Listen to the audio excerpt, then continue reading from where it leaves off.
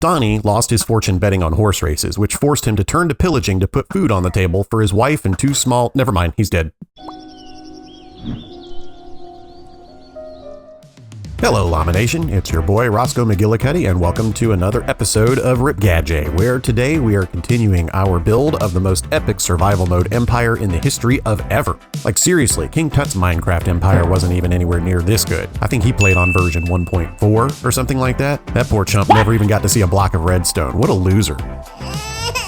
But forget King Tut. Today we are going to be building a nether portal and entering the nether. And of course, there will be plenty of adventures along the way. Just a teaser, I came across a Pillager outpost and had some fun messing with those guys, and you do not want to miss that. So, are you ready? I mean, you're only watching this video, so there's really no reason you shouldn't be ready. I'm the one doing all the work. Thanks for being a slacker. So let's do this crazy thing. Now, you may remember in the last episode, we robbed everything the warden ever owned and left him with nothing because nobody loves him. And although we stole a bunch of useful stuff, I stole these blue lanterns too, just to insult him just a little bit more. And now, because I'm proud of making the warden look like a fool, I'm going to decorate my fortress with these lanterns to show everyone that I went to the ancient city and came out alive. This should send a message to haters not to mess with me. Oh yeah, and I guess they look nice too, or whatever. There, that's looking pretty snazzy. You'd be crazy to invade a place like this, knowing that the guy inside has faced the warden and lived to tell the story. And not only that, but that he was brave enough to steal even the lamps from the guy's house. You gotta be ice cold to pull off a heist like that.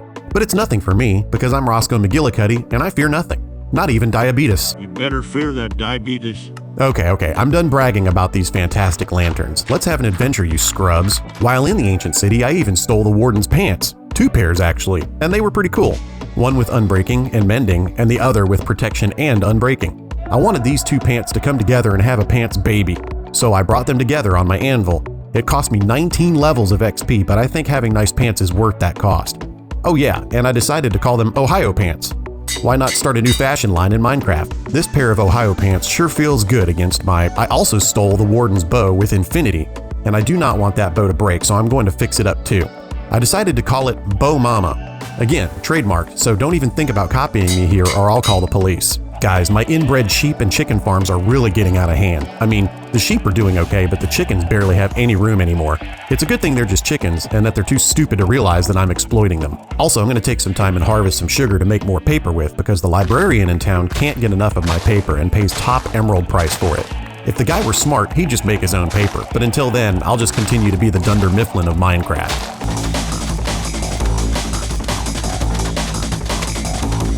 Not a bad haul. Good thing there's no dentist in Minecraft. And I turned all of that into this much paper. Let's go cheat the librarian out of all of the emeralds he's got. Where'd you go, you loser librarian? Well, I maxed him out at the moment and got 16 emeralds from this clown. A few moments later, I found him again, and I guess he's ready to trade again. I guess he just got overwhelmed with all the paper I was giving him back then. This guy must have a ton of emeralds, and he sure does love paper. Like seriously, this is kind of weird. I ended up getting 38 emeralds from that one librarian, and now I'm going to buy a few bookcases from the other librarian, which is the whole purpose of being a one-man paper cartel in the first place.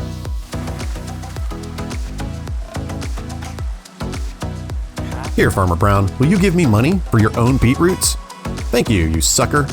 By the way, is your name even Farmer Brown? I don't remember what I called you in the last episode. It doesn't really matter. So at this point, I'm just badgering this guy for all of his emeralds to feed his paper addiction. These towns should have, like, therapists for these guys because I'm really getting concerned for this librarian. Meet Jake. Jake has a really hilarious story. You have got to hear this. Okay, so one time he went to— never mind, he's dead. And who could forget Jason? Jason is a disgusting piece of— never mind, he's dead. Whoa, guys, what did I just walk up on? Right out here in public? Is this how you guys operate? I lose more and more respect for the people of Roscoeville every day. Oh my goodness, I guess congratulations are in order, even though you people thoroughly disgust me. I bought this book from the librarian called How to Fall and Not Make Yourself Dead, which is great because I do not want to make myself dead. Since I have this amazing new feather falling book, I figured I would make myself a brand new pair of Air Jordans. Please don't sue me, Nike. If you sponsor my next video, I'll name my next pair of boots Air Jordans 2. I almost forgot. I also got a book called How to Get Rich by Killing from the Warden too. So of course, I applied it to my sword and named my sword Rufus. So from now on, any mob that I kill will have to live with the fact that they were killed by something called Rufus, which is really embarrassing. It occurred to me that I don't know a whole lot about the area surrounding my fortress, and I figured it would be a good idea to explore the land that I will soon dominate and rule with an iron fist. I mean, Roscoeville is kind of stupid. I can't just be like the mayor of Roscoeville. I'm meant for bigger things than that, so I'm going to take some time and see who else will be under my control as I rise to power. This mountain is like the worst thing ever. There is no way something good like Mountain Dew could ever come from this mountain. Oh yeah, I forgot about this other town up here. This is where I found all those diamonds on like my second day. This town seems to be a little bit more organized than Roscoeville. I actually like these people. Well, I don't hate them. Yet. Uh-oh guys, check this out. I found a pillager outpost. And look, nobody is guarding it right now, so let's have a little bit of fun. I just hope no pillagers spawn right in front of me. A few moments later. So a pillager totally spawned right in front of me. His name is Lewis. Lewis joined this gang when he was just 16. Being in a gang gave Lewis a sense of community and self-worth he hadn't felt since his father, never mind, he's dead. In the distance stands Howie. Howie's family was very rich. His father was a high-ranking executive at a toe jam factory, and his mother was at the top of an essential oils pyramid. Anyway, his parents were brutally, never mind, he's dead. And wherever Howie went, you would find Phil. Phil was a circus performer before he turned to a life of crime, and never mind, he's dead. Running to Phil's rescue was Donnie. Donnie lost his fortune betting on horse races, which forced him to turn to pillaging to put food on the table for his wife and two small, never mind, he's dead. Check out this sick, nasty no-scope headshot, guys. David never wanted to join a gang, but he ran away from home after he found out his parents traded him for a small dog. Thankfully, he is going to quit the gang tomorrow and move on to a better life of, never mind, he's dead. I finally made it to the front door after having to fight every dork known to man. But just to be safe, I'm going to set a little trap for any other nerds who want to attack me while I'm making them look like complete fools in their own home. Good grief, all these floors are so pointless. Uh-oh guys, Brent just realized I got by him and he is going to get fired if his boss finds out.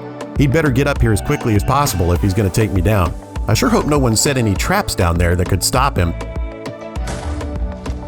So Brent got obliterated by my trap.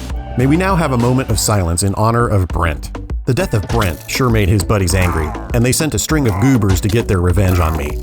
But they were no match for Roscoe McGillicuddy. Here's how it went down. So now I'm in a pickle. I'm holed up in a pillager outpost and have to wait out the night. This could be bad. For them. So just to be a massive troll, I took everything out of their chest and replaced it with a bunch of garbage no one wants, because that's all these punks deserve in life. And then I left them a sign to remind them of the day they were made to look like complete idiots. Oh yeah, and to remind them that nobody loves them. I accidentally provoked an Enderman too while I was stealing a banner. These guys are way too sensitive. I didn't even mean to look at his face, but now I guess I have to pay the price. Fortunately, he's unable to get up these steps either, so I'm going to waste these clowns in unfair combat like a real man. Alright, enough fun for one day. I'm gone for now, you nerds, but I will be back. In fact, I may make a whole video where I just mess with these pillagers in their own home. If you would like to see that, let me know in the comments. Not gonna lie, that pillager chest was super lame. They must be really bad at pillaging. But it was fun, and I did get these cool posters to make my fortress look even more imposing. Oh yeah, that's looking good. Okay, if I'm going into the nether, I'd better suit up like I mean it, so I'll just use the last of my diamonds and make a chest plate. And I'll take some gold to make a helmet so those piglin guys don't attack me. In the next episode, I'll discuss how ridiculous it is that they attack you over your choice of clothing. Seems like there are better reasons to attack a person, but that's just me. So guys, I made a rookie mistake when I used the last of my diamonds to make that chest plate. To get to the nether, I need obsidian, and obsidian can only be mined with a diamond pickaxe, so now I get to go back down into the cave and look for more diamonds. This shouldn't be too hard, right? Well golly, that was pretty easy. Wow, I have found the diamond, yes. And yes, even more diamonds. Yes. So this is Jerry. Jerry's story is so insanely important it isn't even funny. Let me tell you about it. It all began back in, never mind, he's dead. Back at home again. Time to make that diamond pickaxe I should have made a long time ago, but I was too busy being a big fat dummy. Fortunately, I discovered a little lava pool near Roscoeville when I was exploring earlier. I mean, it's a bit out of the way, and it's super annoying to climb all the way up here just for lava, but I guess sometimes you take the good with the bad, even if it does annoy the snot out of you.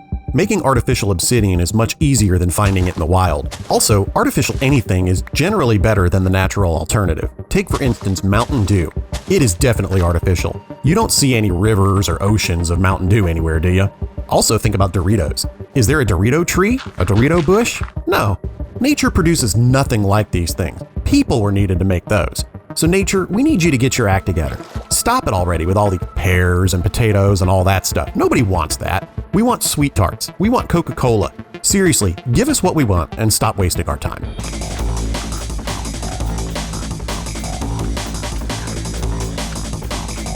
Mining obsidian is pretty much the worst thing there is to do in Minecraft. It takes forever. If you agree, you should subscribe to my channel. Why? No reason really, it's just a shameless attempt to get you to subscribe, no biggie. Finally done collecting the 14 blocks of obsidian needed to make this nether portal. Seriously, if I die in the nether now, I'll be okay with it because mining that obsidian took away any will I have to continue living. So back in episode 1 or 2, which was like 1,000 years ago, I mentioned I would be putting my nether portal underground beneath my fortress. I would say it's for some big fancy reason, but it's not. It's because I don't want to walk anywhere far away to get to it. So I'm going to put it underneath my enchantment room. It's either that or add another room to my fortress, and right now I'm just too lazy for that. So I've carved out this little room to place my portal in. I like to embed the portal into something so it isn't out in the middle of a room. That kind of thing just bugs me. I'm not sure why, I'm just like that. Deal with it. And I'll reinforce it with an iron door so no bad guys come through to my home. They can apparently cross dimensions but can't figure out a simple door. And now here comes the big moment. Alright, let's see if where we spawn in the nether is good or absolute poop.